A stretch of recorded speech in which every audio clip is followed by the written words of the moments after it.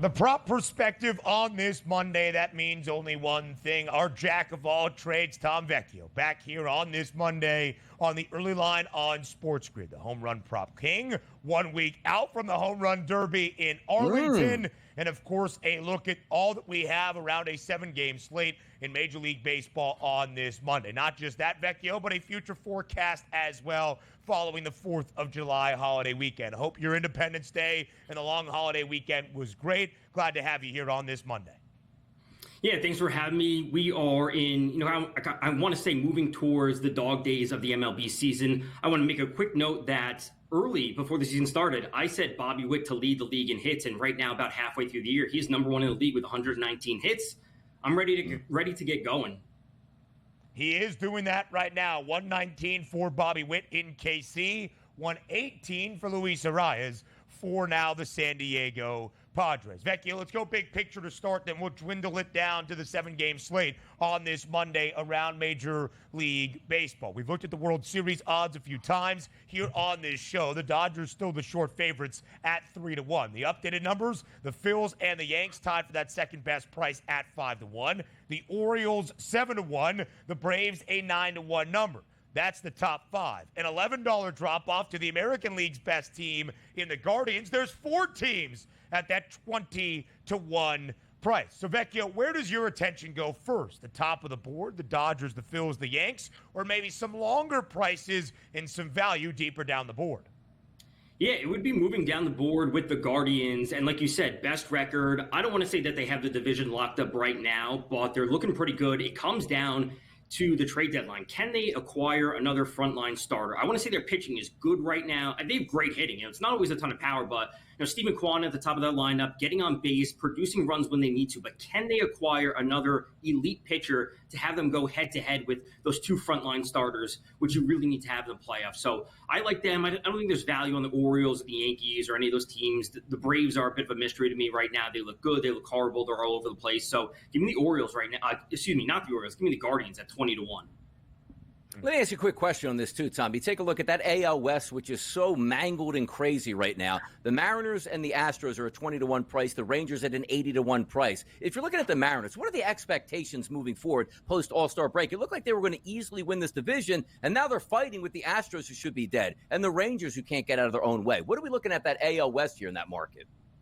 For the Mariners, they got to acquire some hitting, right? They have the pitching up there. They have Kirby. They have Logan Gilbert. I think they have what it takes when it comes to the pitching, but they just do not have the offense. And, J-Rod got hurt. He left the game. He has the MRI. Like, what are they doing? Pete Alonso's name keeps popping up. Well, he'll be traded there. So they have to get the hitting going because I just can't trust them to produce enough to even have a shot to make the playoffs because this dogfight that they're in, I think, is going to happen until literally the last weekend of the season.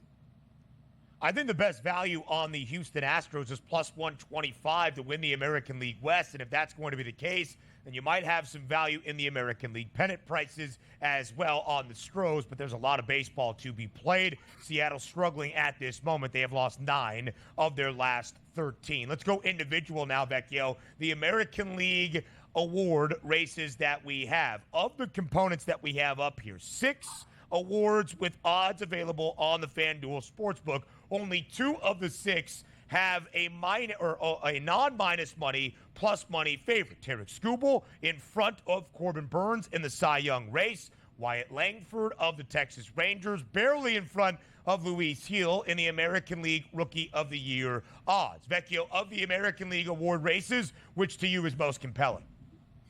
It's got to be the AL MVP. We know Judge is looking like the runaway favorite as of now. I think Gunnar Henderson has a clear case to be made for him as well. But I got to go with my guy Bobby Witt at 20-1. Getting on base, producing runs, producing offense. Will he ever have the same amount of home runs as Henderson or Judge? Of course not. He's never going to have the same amount of RBIs, all those sorts of things. But at his price, I think he's a realistic third option right now. And I think the odds are just a little bit too long. If we're taking a look at the National League here, it looks like it's going to be Shohei Ohtani's to lose at this point. It's a minus 330 price, which means he's headway above Bryce Harper and Freddie Freeman and Marcell Ozuna. Let me ask you this question, because it's easy to say, is Ohtani going to win it, because he's favored to. Give me an idea on Bryce Harper and let's just say Freddie Freeman. Is there any way they can close the gap on Shohei Ohtani, and how can they get that done? If Harper comes back and he's producing home runs at a high rate, and we see maybe Mookie Betts come back around the same time. If we see Ohtani's stats on a head-to-head basis, we have to look at the fact that he's being surrounded by two other MVP caliber players when Harper isn't. I know Schwarber's great, and I know Alec Baum's having an awesome season, but on a head-to-head basis, if we see that Harper's doing more individually compared to Freddie Freeman and Mookie Betts, these two perennial all-stars that are kind of I want to say protecting Ohtani in the lineup, we can look at Harper as a viable MVP candidate on a year-to-year basis.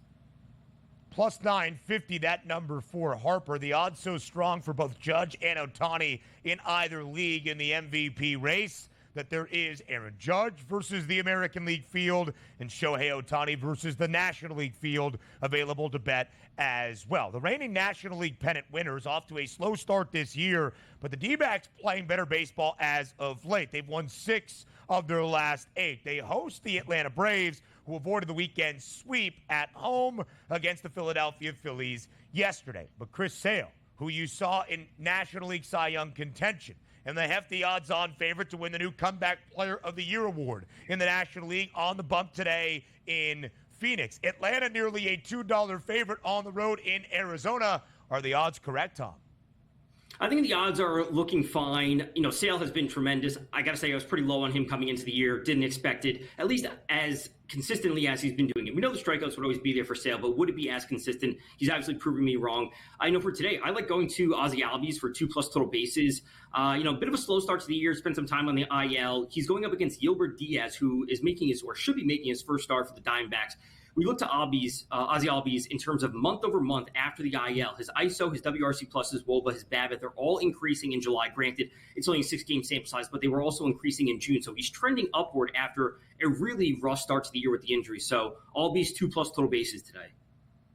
First game on the night slate here tonight, Tom. Not a lot of household names, particularly from the pitching end of it. Williams versus Montero, -148 favorite, at the FanDuel Sportsbook for the road team, the Cleveland Guardians, in a total of 8.5. Cleveland, Detroit. What can we look forward to tonight on that one?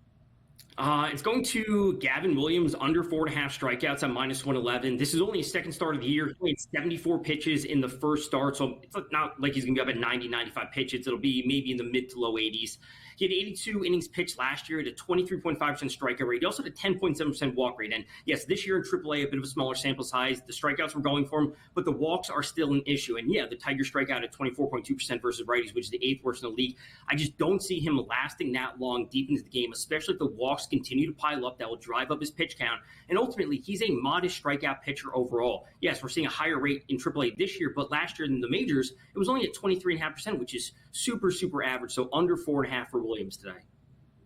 When you look at the numbers right now, -148 in favor of Cleveland. The Guardians, the best record in all of the American League. Vecchio, exactly 1 week from today in Arlington, the 2024 Home Run Derby. Pete Alonso in the field, but not many others. Gunnar Henderson, Alec Bohm. When are we going to find out the full list of 8 to compete in the Home Run Derby? That should be coming out this week. I got to say, I have a lot of interest if Christian Walker makes the list. I think he's been awesome as of late, obviously terrorizing the Dodgers over the weekend with multiple home runs. So if he makes the list, I'll be on board with that. I don't expect Judge to go. If Ohtani's in there, he's probably going to be one of the favorites. I think that's fine. But again, as I said last year, it comes down to the bracket. Which player has the path to winning multiple rounds the easiest? And we'll get those odds when they come out. Christian Walker, slightly snubbed from the National League All-Star team, maybe with a grudge or a chip on the shoulder to be there at the Home Run Derby.